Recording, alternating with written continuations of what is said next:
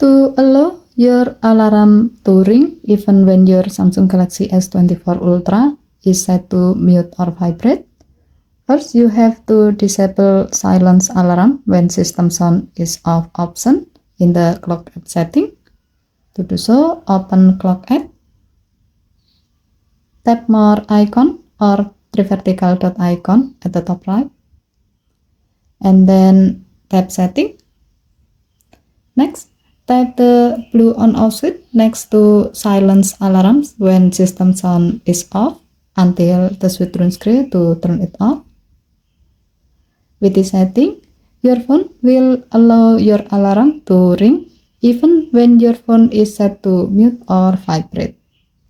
Okay, thank you for watching. Please help to like and subscribe. Have a nice day.